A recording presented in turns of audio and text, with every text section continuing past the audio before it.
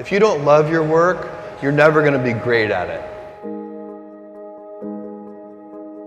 If you can get your work life to be where you enjoy half of it, that is amazing, because very few people ever achieve that. Because the truth is, everything comes with overhead. That's reality. Everything comes with pieces that you don't like. Every job comes with pieces you don't like. And we need to say, that's part of it. You have to figure out how to set up your life in such a way that you can minimize the things. And I find people don't dislike hard work. What people dislike is being out of control.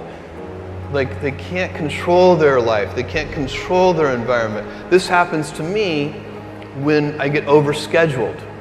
I hate being overscheduled. I want some time to be able to think and free myself. We all have the same amount of time in the world. Nobody has more time than anybody else. And when you become a very successful person, one of the things, you start to get overscheduled. If you don't love your work, you're never going to be great at it. The other thing I would suggest to any young person, even before they start their career, is to really think about their choices. Because I find young people, and when I was young, I made this mistake too. You can get very fixed on your gifts. So everybody has gifts. You know, you have gifts and you have things that you didn't get gifted. Maybe you're extremely beautiful. Maybe you're extremely good at mathematics. There are a lot of things that you can be given. But those things can confuse you because they're not the things that construct your life. It's your choices that construct your life, not your gifts. You can celebrate your gifts. Be proud of them. Be happy of them. Actually, don't be proud of them. Be celebratory of them. But you can't be proud because they're gifts. They were given to you. You didn't earn them. You can only be proud of the things you earn. And so, as I got older, I started to realize I wasn't proud of my gifts. I was always good at school. School was always easy for me. And I was always proud that I was a great student. I got A's in all my classes. I was good at math, all of that. And I thought that's who I was. But it's not true.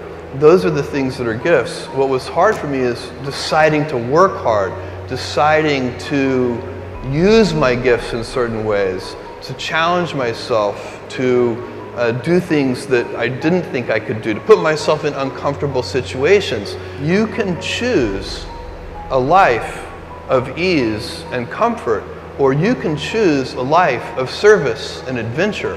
Which one of those, when you're 90 years old, are you going to be more proud of? Tomorrow, in a very real sense, your life, the life you author from scratch on your own, begins. How will you use your gifts? What choices will you make? Will inertia be your guide, or will you follow your passions? Will you follow dogma, or will you be original? Will you choose a life of ease, or a life of service and adventure? Will you wilt under criticism, or will you follow your convictions?